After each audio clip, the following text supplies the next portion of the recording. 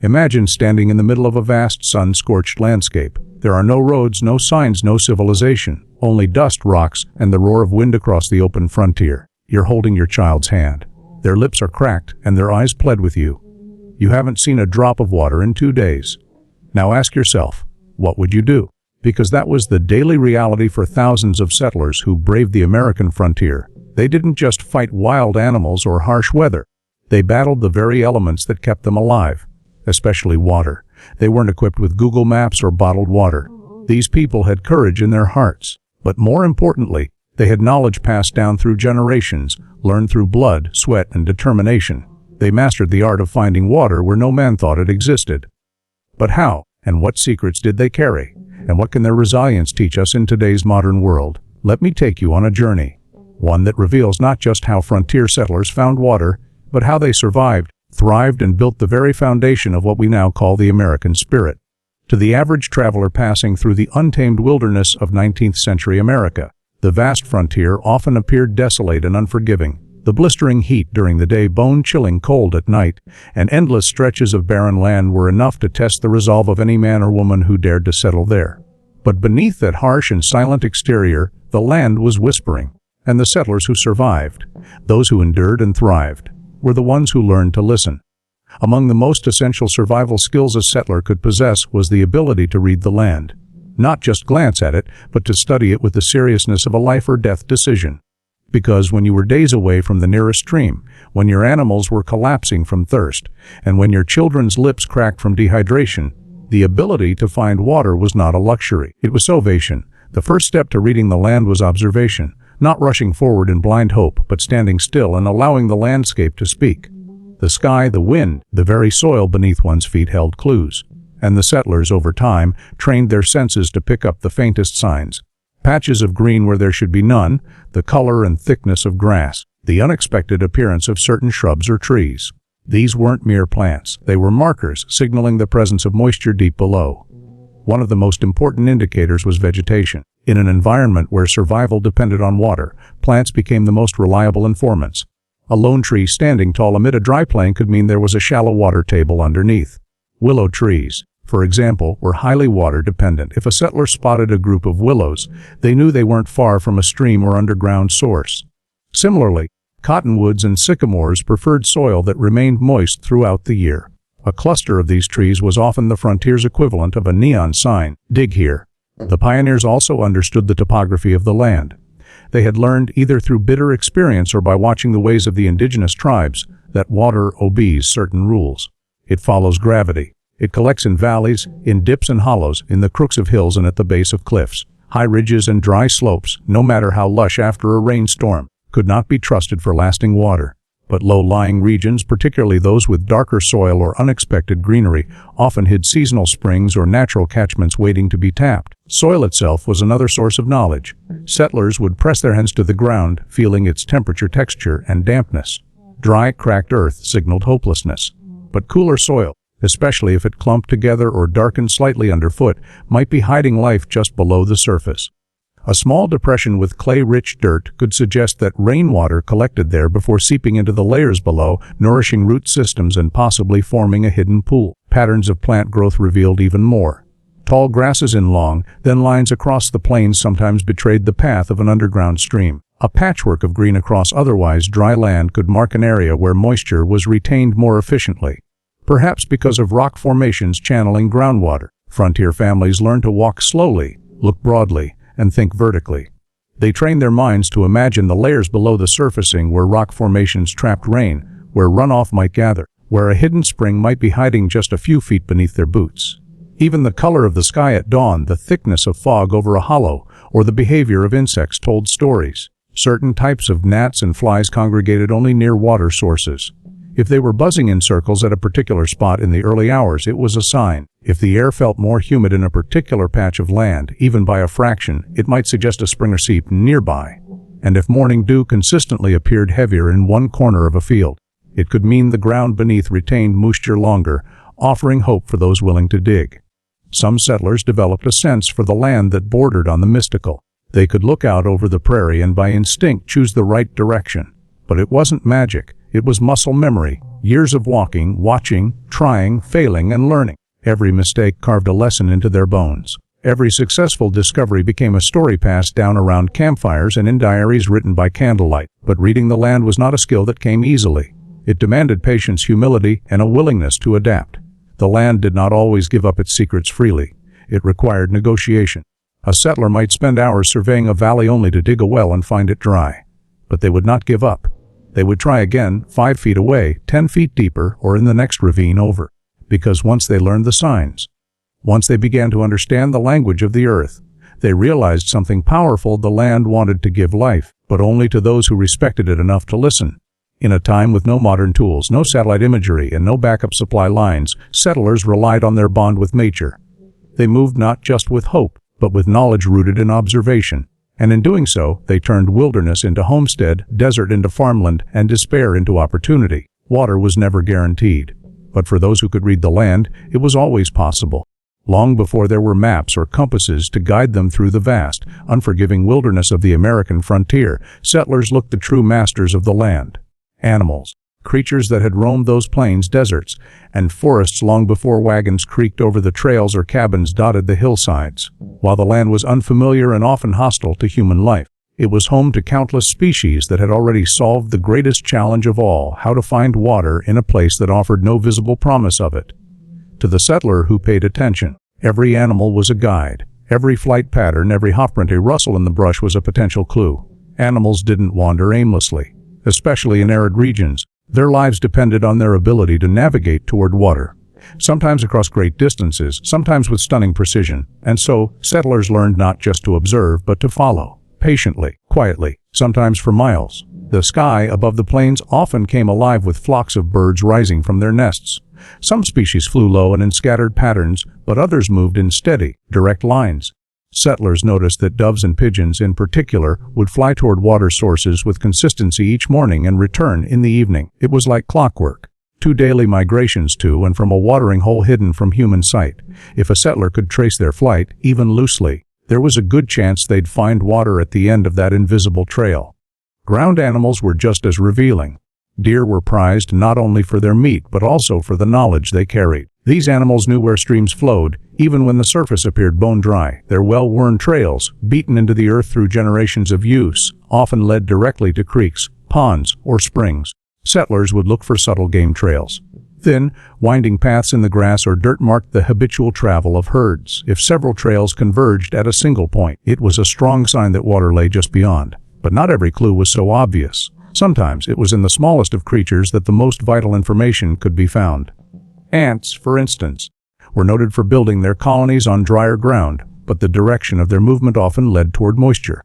Bees, too, could only build hives within range of a steady water source. If bees were seen flying low and disappearing behind trees or over a ridge, settlers often investigated.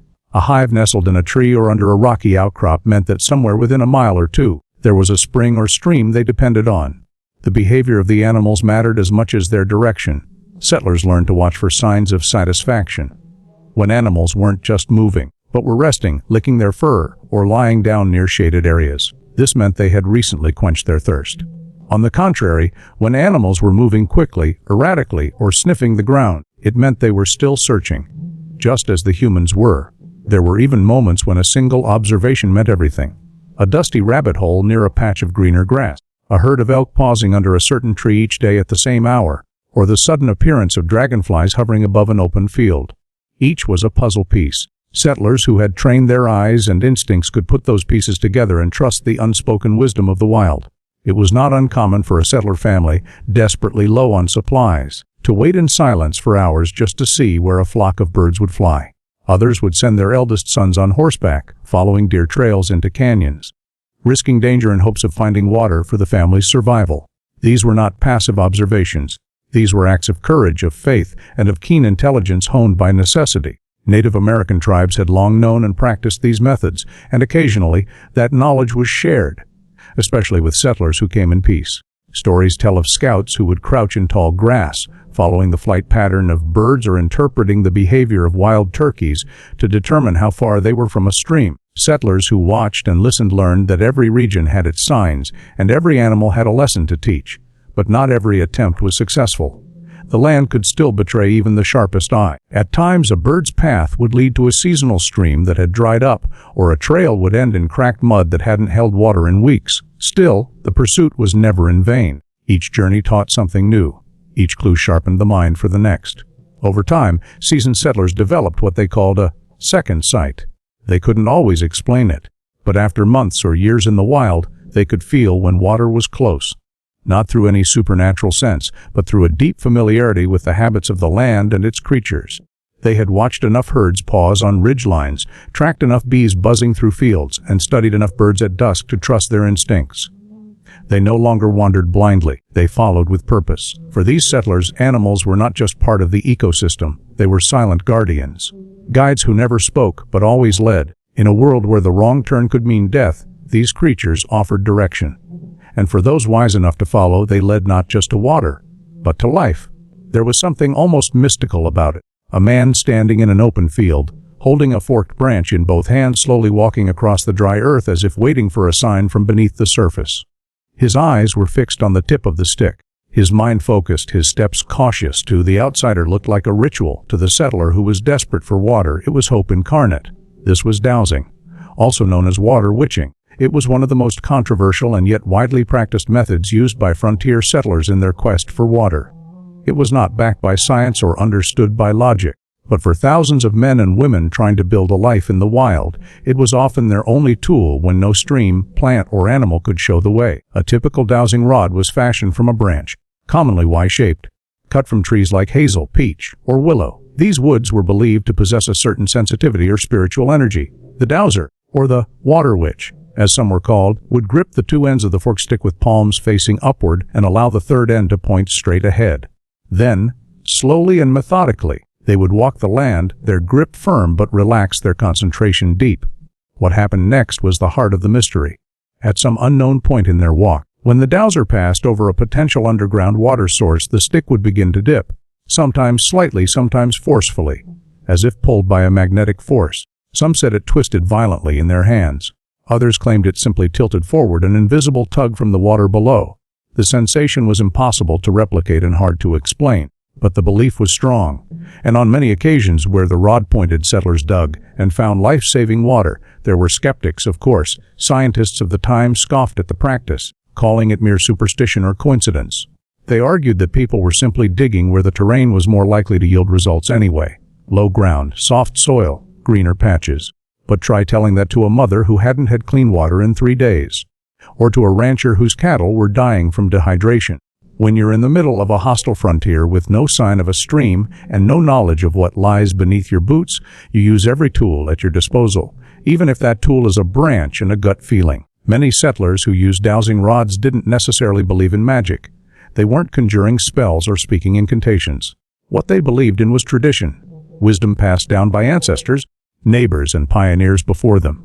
They'd heard stories of old men who found wells where no one thought to dig, or of children with an unusual knack for feeling the pull of underground springs. There were even tales of women, revered in some frontier towns, who claimed the earth spoke to them through the rod, and whose predictions rarely missed. In truth, dowsing was more than a physical act. It was a psychological one. It gave settlers a sense of control in a land that constantly reminded them of their vulnerability. When the wind dried your lips and the rivers ran low, when even the trees gave no clue and the animals had vanished, the dowsing rod gave you something no map could. Direction born from belief. Stories from the frontier are filled with moments where a rod pointed and a settler dug. Sometimes they dug 20 feet and hit nothing but clay, but other times, just when they were ready to give up, the soil turned damp, then muddy, then water slowly began to seep in. Buckets were filled. Cattle were saved. The children bathed in barrels of cool spring water drawn from a source no one could see, but someone dared to believe was there. Even among skeptics, the results were undeniable. Whether it was coincidence, instinct, or divine intervention, it worked often enough to become a mainstay of frontier survival. Dowsers were respected in many communities. Some were even sought after and paid in food, livestock, or tools to help homesteaders locate wells before they built homes. In a world where mistakes could cost lives, many were willing to bet their future on the downward pull of a forked stick. Over time, as technology advanced and groundwater could be charted with equipment and science, the practice of dowsing faded from mainstream use. But among the old diaries, letters, and oral traditions of the American frontier, Dowsing remains a quiet testament to the ingenuity, desperation, and hope that defined the settler spirit. Because what the dowsing rod ultimately represented wasn't just a means to find water. It was the embodiment of something far deeper. The refusal to surrender, the willingness to believe in what cannot be seen, and the courage to trust that beneath even the dreest, hardest soil, something life-giving might still be waiting. To the untrained eye, a dry creek bed looked like failure. Cracked earth, scattered stones, a winding path carved by water that had long since vanished. The sun beat down on the dust, and not a sound could be heard but the whistling of the wind. But to the experienced settler, someone who had watched the land long enough, suffered through droughts, and buried dreams and livestock alike, that dry creek wasn't useless. It was a clue, a map written in silence, and quite possibly the last chance for survival. When water disappeared from the surface, it didn't mean it was gone entirely. Often it simply slipped below ground, hiding from the heat, tucked into the cracks of stone and the folds of the earth. Settlers, especially those who had lived through one too many seasons of scarcity, learned this truth firsthand. And when all else failed, when no animals stirred, when the birds gave no hint, when even the trees stood still and bare, they turned to the memory of water etched in the land itself. Dry creek beds became their final gamble. They would walk slowly along the winding depression, boots sinking slightly in the dust. The shape of the land mattered. A narrowing, a bend, a sudden dip. These were the places where water had once pooled, where it lingered the longest before finally slipping away. The settlers would feel the soil beneath their soles, pressing their hands to it, sometimes even tasting it for moisture content, something many frontiersmen swore by. When they found a spot that felt different, perhaps darker in color or softer to the touch, they would begin to dig. This digging wasn't casual. It was back-breaking, blister-making labor. Under the full weight of the sun or in the last light of day, with only rusted shovels and calloused hands, they clawed at the earth, inch by inch. Some families took turns, the father digging while the mother poured a spoonful of water down a child's parched throat, guarding every drop like it was sacred. Others worked alone, driven by the howling need of thirst. Sometimes, after hours, the earth rewarded them. A cool patch, a hint of dampness. The sound, that sound, of wet soil squelching under the weight of a boot. Slowly, steadily, the hole would begin to fill.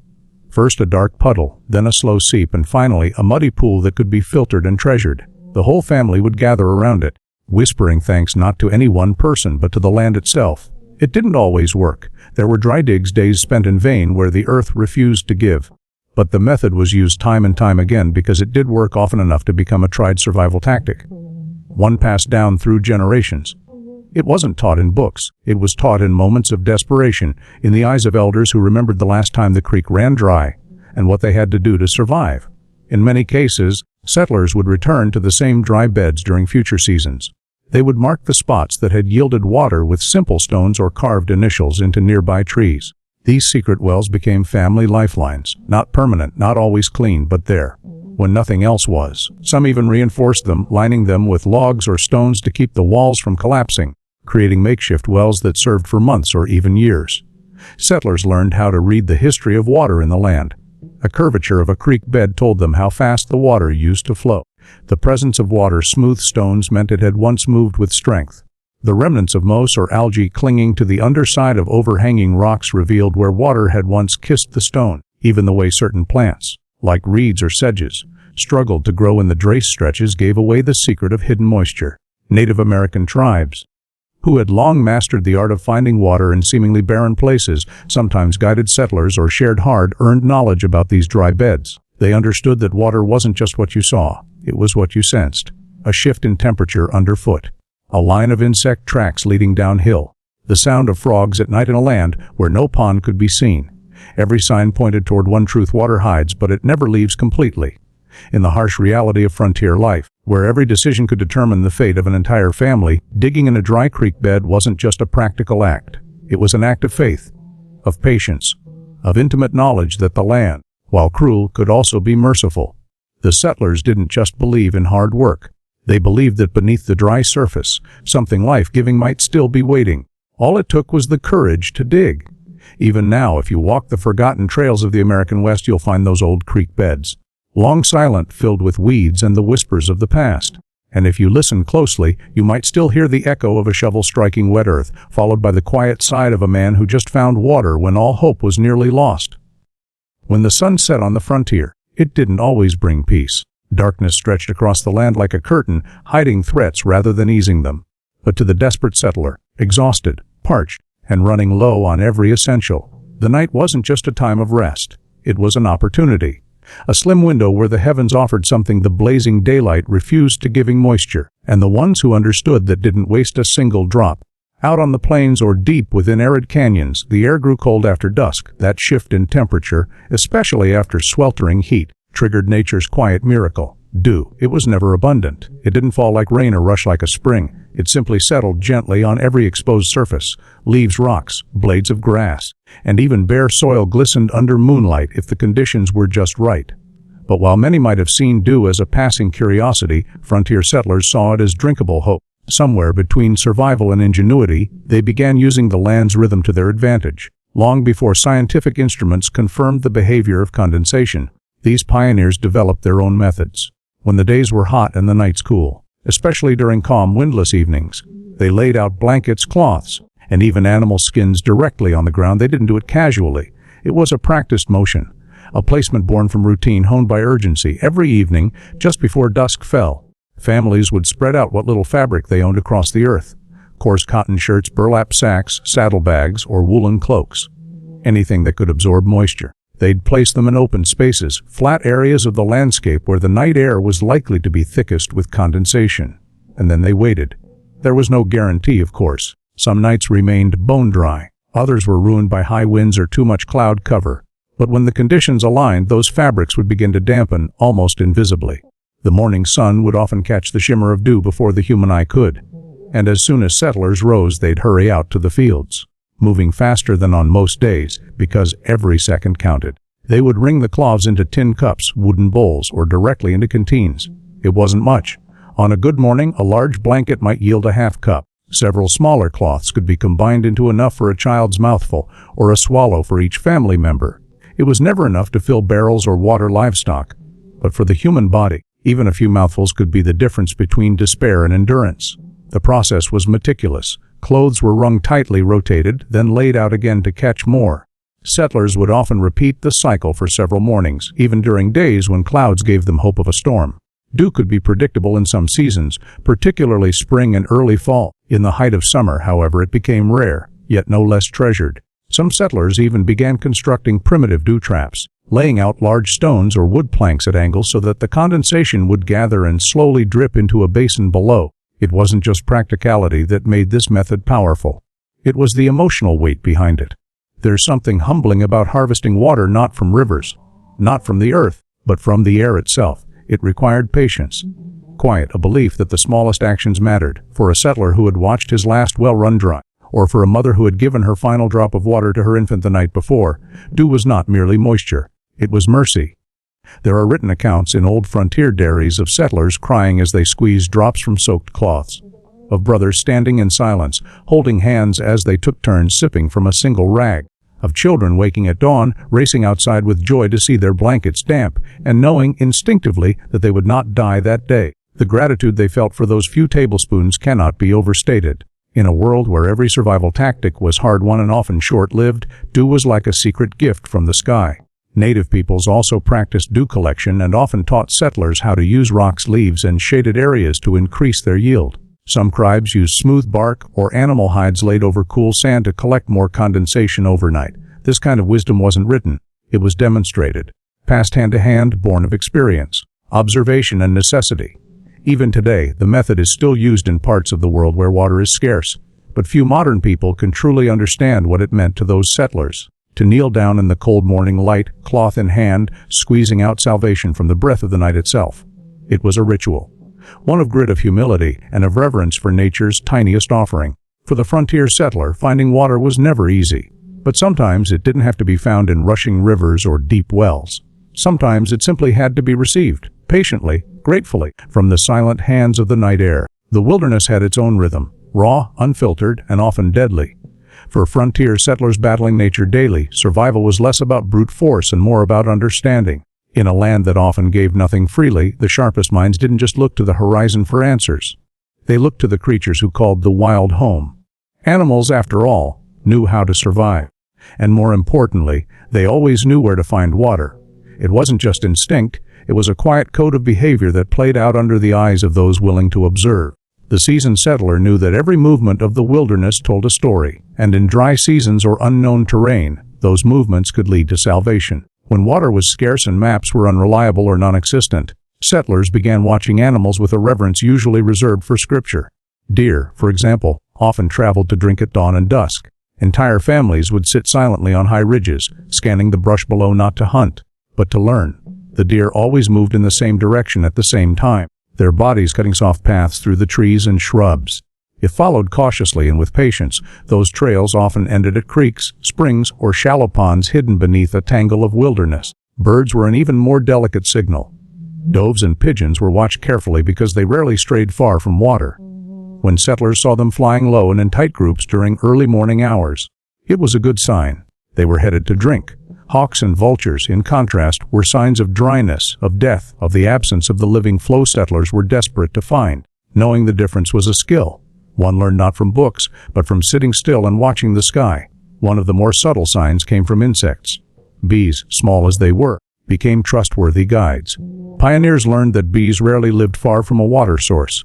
Their hives might be tucked into trees or cliffs, but if you followed their flight path with persistence, especially in the morning, you'd often stumble upon a stream or pool not far from their base. Ants, too, those tiny architects of the earth, often built closer to moisture, not in swamps, but near enough to the waterline that the soil remained just soft enough for construction. Even domesticated animals brought on the trail could become unwilling scouts. Horses and oxen would sniff the air more actively when nearing water, their ears twitching, their steps quickening. There are countless frontier journals that describe moments where settlers trusted the pull of their animals' instincts more than any compass. One such account describes a family on the verge of collapse from thirst in the Colorado wilderness. Their horse, barely alive, suddenly tugged free one early morning and headed east. Instead of panicking, the father followed it, and a mile later the sound of trickling water broke the silence. A narrow stream, cool and alive, was hidden in the rock bed beneath a pine grove. The horse had known before any human did. The settlers who thrived weren't just tough, they were perceptive. They weren't masters of the land, but students of it. Following animal behavior became a necessary science. Rabbits, when frightened, often dart toward water. If you stumbled upon fresh rabbit tracks during the heat of midday, there was a chance they'd lead you somewhere and cool. Foxes, too, secretive and quiet, often curled near damp soil under trees during hotter seasons. Their choice of shelter gave clues settlers could act on. Children were often taught to be still. Not just to stay quiet during tense moments, but to observe. Mothers would whisper to their sons, "Watch the birds, follow the bees." These weren't just instructions. They were lifelines passed down like heirlooms. Girls, too, often responsible for helping gather and prepare supplies, learned to read the signs of wildlife like they read the face of the sky before a storm. Not all animal behavior led to success. Some trails ended dry, others led to dangerous predators or impassable land. But enough times, just enough, it worked. And when it worked, it reinforced a bond settlers rarely spoke of openly, the bond between human survival and the untamed wisdom of the natural world. Frontier living was brutal, but it had a way of sharpening perception. It taught settlers to walk more quietly, to breathe more slowly, to observe not with suspicion, but with wonder. It wasn't about dominating the wilderness. It was about cooperating with it, learning from it, following its guides with humility. The animals weren't just part of the frontier. They were the frontier. They were its pulse, its whisper, its living memory of where water had once been and might still be. And in trusting them, settlers found something more than hydration. They found a rhythm to survival that textbooks couldn't teach, a way to read the land not by maps, by tracks, not by tools, but by trust. So they watched. They waited. They followed. And more often than not, they lived. The land was never silent. Even when the winds died down and the skies turned still, the terrain spoke in whispers. Etched into stone, drawn into sand, and carved into the soil by time. To the untrained eye, the frontier could appear bone-dry and lifeless. But for settlers determined to find water where none seemed to exist, the earth became a book of secrets. And if you knew how to read it, it told you exactly where to dig, where to wait, and when to move. They learned that water didn't always announce itself with glittering streams or rushing rivers. Often it hid, deep beneath parched surfaces or concealed under stones, boulders, or thickets. To survive, frontier families began noticing what the earth remembered. A sun-baked river was more than just a wound in the soil. It was a memory. Water had once flowed there, and it might still, just beneath the surface. Settlers began to pay attention to the shape of the land. They looked for dips in the terrain where rainwater might collect, and for winding trenches, often long forgotten, etched out by centuries of seasonal runoff. These dry creek beds were more than history. They were invitations, digging along their path, especially near bends or at the base of rock outcroppings, sometimes unearthed hidden springs or groundwater. The earth there was darker, more forgiving, and occasionally, if you struck deep enough, it yielded its secrets in the form of cold, gritty water, just enough to keep a family alive. It wasn't a science, it was a feeling. The ground would shift beneath your boots. A change in plant life, a whisper of dampness in the breeze. These weren't facts, they were signs. And the settlers learned to trust them. Geology, though few of them called it that, became a quiet alley. They noticed how certain stones gathered dew at night, especially smooth, dark rocks tucked into shaded slopes. Some settlers placed hides or canvas sheets over such rocks at dusk, returning at sunrise to find condensation collected underneath. It wasn't much, a few spoonfuls at best. But when your lips were cracked and your canteens empty, it felt like a miracle. They learned to look for the layers. Where limestone surfaced, where shale met sand, there was a chance of aquifers just beneath. Settlers began to trust the signs written into the cliffs and ridges, those ragged fingerprints of the earth that pointed toward ancient watercourses below. Even the angle of a hill or the way grass grew slightly taller in one narrow strip could mean that moisture lingered below. Sometimes they followed the game trails, not just because of the animals, but because those trails often converged at water sources. Over generations, animals had carved out their own maps of survival into the land. Their hoofprints formed paths so well trodden they seemed deliberate, almost designed. When these paths crossed rocky terrain and converged into gullies or canyons, it often meant water had once pooled there, and might still. In particularly harsh seasons, when even the land's clues seemed silent, settlers relied on digging. Not blind digging, but guided by the earth's hush. The cracks in the soil, the color of the dust, the position of the sun at noon. Many families learned to dig at the base of a slope, near tree roots or thick shrubs, where the ground gave way just a bit more easily. Sometimes they'd dig for hours in utter silence, driven by faith rather than certainty. And every once in a while, the hole would begin to moisten. The dust would darken, and a faint scent, earthy and alive, would rise up like a forgotten song. Then came the seep, the slow glisten of water pulling itself to the surface. It was never easy, but it was enough. They also studied wind patterns, how the breeze shifted across certain canyons or how fog settled differently in particular valleys. Areas that trapped fog or stayed cool during sunrise often had hidden moisture. Caves, in particular, became points of interest. Some held underground reservoirs, others, more cruelly, just echoes. But the chance, always the chance, kept them looking. Children were taught to see with new eyes. A line of darker grass could signal a spring. A cluster of willows in the distance might mean a hidden stream. A depression in a meadow, unnatural and soft, could hint at a sinkhole filled with moisture below. It was a living classroom shaped by nature and recorded in silence. And to pass its tests was to survive. No maps marked these secrets. No roads led to them. But over time, the settlers became cartographers of instinct. They built their own internal compasses, forged not in steel but in repetition and faith. And through the seasons, they found ways to read what the earth had buried. Not out of conquest, but out of harmony. They asked for water, and sometimes, gently, the land answered. They didn't always come with knowledge. Many settlers arrived on the frontier with dreams far bigger than their experience. They brought wagons, tools, and prayers. But they didn't always bring wisdom about the land. It was a wilderness to them, a blank canvas onto which they hoped to write new lives. But to those who had lived there for centuries, the Native American tribes, it was no mystery. The land spoke to them in ways that outsiders had never imagined. And when those two worlds collided, survival often came not through strength or strategy, but through humility, learning, and listening. For many frontier families, the turning point came not from maps or tools, but from moments of shared silence beside a fire. Not all settlers were fortunate enough to meet native tribes willing to share their knowledge. But those who did often found themselves humbled. These were people who had learned not to dominate the land, but to move with it. And water, the most sacred, the most elusive of resources, was something they had learned to find with quiet reverence. Native American guides taught settlers to read the land not with eyes alone, but with intuition. They showed how the behavior of birds, especially those that circled low or flew toward the same direction at dawn, could indicate the presence of water. Birds didn't wander aimlessly. Certain species, especially doves and quail, often flew in predictable patterns toward early morning water sources. Settlers had watched birds for beauty. The tribes had watched them for generations as scouts from the skies. They also taught settlers to listen Long before the settlers brought their iron tools and heavy boots, Native Americans had walked the land softly, ears tuned to the subtle changes in sound. The difference between wind through dry grass and wind moving through damp underbrush was noticeable. If you listened long enough, in canyons or cliffs, a subtle echo could reveal an underground spring, a whisper of movement in the night, a shift in the insect's chorus, the sudden absence of crickets. These were not just coincidences. They were signs. But perhaps the most vital lesson they shared wasn't just practical. It was spiritual. Water was life. It wasn't to be wasted, hoarded, or taken with greed. Many Native American cultures saw water as a gift to be approached with respect. And that belief shaped the way they found it. Rather than drilling recklessly or diverting entire creeks, they learned to tap into the earth gently, gathering only what was needed, allowing the rest to remain untouched. Settlers, raised in a world of possession and property, learned to shift their mindset. The land was not something to be conquered. It was something to befriend. Some tribes introduced settlers to plants that acted like natural indicators.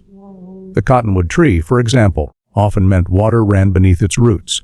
The presence of cattails, even in dry regions, could mark the seasonal ebb and flow of underground streams.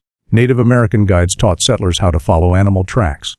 Not just randomly, but with awareness of patterns. Deer often returned to the same watering holes day after day, creating subtle trails through brush or sand.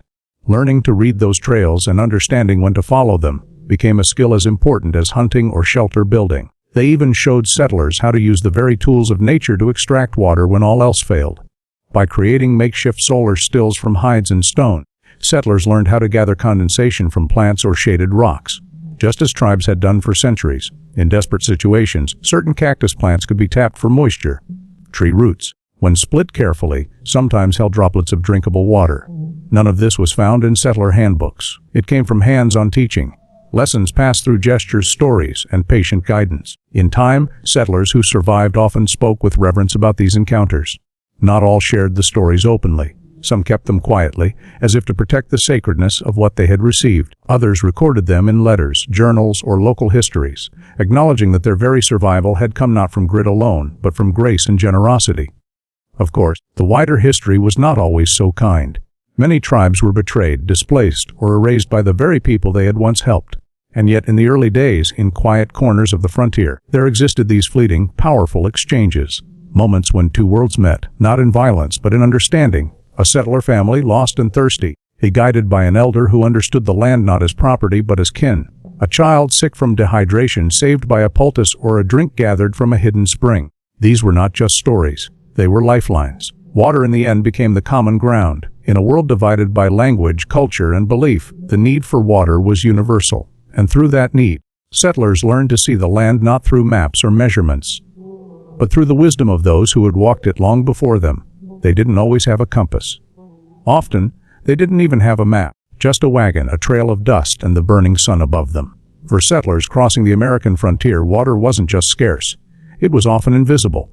It hid beneath the land, behind ridges, beyond the hills. But the land, though unforgiving, never lied. If you knew how to read it, if you had the patience to observe, to wait, to trust, the earth would reveal its secrets. And more often than not, those secrets were whispered through landmarks carved by time itself. A lone butte rising out of flatlands like a giant's tooth, a dry bed winding like a scar through the prairie, a distant outcrop shaped like an arrowhead. These were not just features of the terrain, they were signposts, silent guides, nature's way of pointing the way forward. For settlers whose very lives depended on finding water, these formations became trusted allies. Early on, settlers began to notice a pattern. Where certain shapes rose from the land, water wasn't far behind. Not always on the surface, but beneath. A ring of cottonwoods growing in an otherwise dry basin, a slight dip between hills, or a cluster of green reeds at the base of a rocky slope. These were not random occurrences, they were clues. And learning to recognize these clues, day after day, could mean the difference between thirst and survival. They learned that water shaped the land long before they arrived. Dry riverbeds, seemingly barren, often held moisture deep below the surface. Digging just a few feet down in the right spot, especially in the cool shadow of a bend or beneath the shelter of a rock, could yield damp sand or even small pools. Settlers would kneel, press their hands into the earth, feeling for the cold of hidden springs. Many of them began to trust these landmarks more than any man-made trail. The landmarks themselves seemed eternal, but their messages were subtle. A series of canyon walls, for example, often funneled water down into hidden pockets after a storm. If you stood still and listened long enough after rainfall, You could sometimes hear the faint drip of water echoing in the rocks. Certain slopes, where most clung to stone or ferns grew where no other plant dared, told of underground trickles, secret veins feeding life in silence. And the mountains, they were storytellers. Snowmelt from their peaks flowed down into valleys, creating seasonal springs that swelled in spring and vanished by late summer.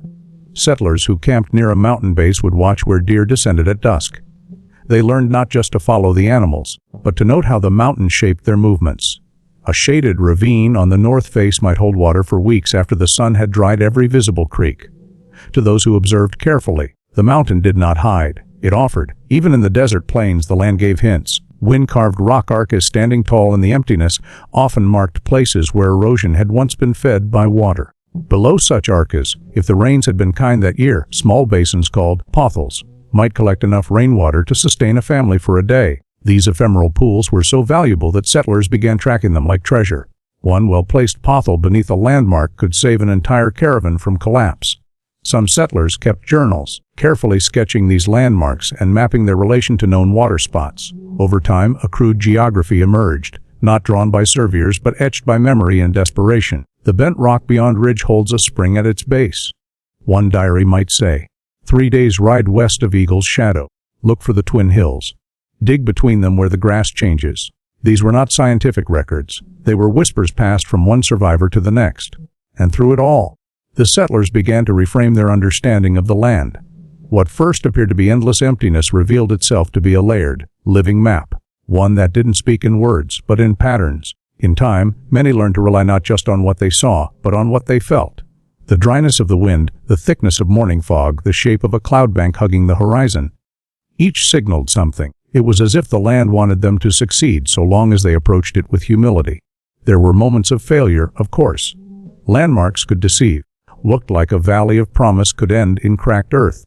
But more often than not, for those who learned the rhythm of the land, the signs proved true. Water wasn't always where they expected it, but it was never completely gone. And when it was found, after days of dust and silence, it felt like a miracle every single time. So they learned to watch the land the way a child watches a parent's face, looking for the smallest change, the slightest gesture. They grew quiet, observant. And slowly, the land, once seen as wild and cruel, began to reveal its compassion. Its contours became familiar, its landmarks became companions, and in those moments, as water bubbled up from an unseen spring or dripped from stone into cupped hands, the settlers understood they had never been alone. The land had been speaking all along. They came across the plains like waves, wagon wheels grinding, boots thick with dust, and hope burning in their chests. The frontier was endless and unfamiliar, stretching farther than imagination could grasp, and yet they moved forward. But there was one truth they soon learned: without water, the frontier was not an opportunity, it was a grave. Many settlers began their journey with faith in tools, instincts, and the lessons passed down from other pioneers. But what most didn't realize was that they were walking across land already known, studied, and deeply understood for thousands of years. Before the wagons ever came, before cabins were raised or railways carved through canyons, the indigenous peoples of North America had already mastered the art of finding water in the wild. This ancient knowledge was not written down or mapped. It was held in the stories, rhythms, and lived experiences of Native American tribes who had learned to thrive in these vast lands, not by conquering them, but by listening. They understood the whispers of the wind, the tilt of a plant toward the sun, the migration paths of animals, and the subtle shift in the color of soil. They knew when a cloud's formation meant rain 2 days away, and when a hollow tree root could hold enough water to quench a thirsty child's throat. When settlers met native tribes, sometimes in conflict, sometimes in peace, they were often unaware of how much they owed to this deep well of environmental wisdom. In fact, many of the first water discoveries made by settlers were not accidents or luck. They were the results of being taught, guided, and sometimes rescued by indigenous people who knew exactly where to find what the earth kept hidden. It wasn't uncommon for settlers to find themselves on the brink of dehydration, their canteens dry and their livestock collapsing from heat. In those desperate moments, native guides would appear, not as saviors, not seeking praise, but as protectors of a tradition that honored life. They would lead these strangers to seeps hidden beneath brush, to underground springs veiled by stone, or show them how to carve into the heart of a cactus to find moisture stored within its core. They taught settlers to follow birds like the cedar waxwing or the oriole, which never strayed far from water. They pointed out insects like dragonflies and the paths of ants, which often formed straight lines from their nests to water sources. They showed how the dew gathered on sagebrush at dawn could be collected by hand, drop by precious drop. And in the hottest regions of the West, they shared the knowledge of digging near dry riverbeds, at just the right angle and depth, to reach hidden water veins beneath the sand. To the settlers, these skills often seemed magical, but to Native Americans it was simply part of life. Survival was not a battle against the land but a partnership with it. And water was not merely a resource to be taken, it was sacred. Many tribes viewed water as a living spirit, a giver of life, and a connector of all beings. This reverence shaped the way they treated rivers, lakes, springs, even rain. They didn't rush to drain it or redirect it. They preserved it, honored it. Some settlers took this knowledge to heart. They wrote in their journals about the generosity of their native hosts, about the quiet guidance of an elder pointing toward a spring nestled at the base of a distant cliff. These moments, simple, profound, often became the difference between life and death. Without such teachings, many pioneers would have vanished into the silence of the wild. And yet, much of this wisdom was never credited, never remembered by the pages of Western history. Instead, the narrative of rugged self-reliance prevailed. But behind so many of those stories of survival was the hand of a guide, the echo of indigenous knowledge passed from generation to generation. Some tribes, like the Apache in the Southwest or the Lakota in the Great Plains, had intricate networks of seasonal water sources mapped in memory. Young ones were taught from an early age to recognize which rocks sweated water in the early morning sun, which hollow logs could store rainwater after a storm. These teachings were not academic, they were life lessons, shared around fires, demonstrated on long walks, and remembered through ceremony. As settlers gradually built towns and roads, as maps were drawn and wells drilled, much of that old guidance began to fade. But the foundations remained. The places settlers once dismissed as barren, they now knew were alive with secrets. And many of those secrets were gifted to them generously by the very people they displaced. Even today, remnants of this knowledge endure. Survivalists, naturalists, and even modern-day search and rescue teams still rely on techniques rooted in indigenous practice. Because the earth hasn't changed its signals, it's still speaking, and those who pause long enough to listen will hear the same wisdom settlers once received in whispers from tribal elders. In the end, what the settlers discovered wasn't just water. It was a new way of seeing. They came seeking to tame the land, but instead found themselves learning to respect it. And at the heart of that transformation was the quiet guidance of native tribes who understood, more deeply than most ever could, where life truly flows. Out there on the frontier, the land didn't speak in words, but it never stopped talking. And for those who were paying attention, one of the clearest voices came from the creatures that called the wilderness home. The pioneers were not just moving through empty land, they were entering a living ecosystem that had operated on instinct and rhythm for thousands of years. In this vast silence, animals were the signs, insects were the signals.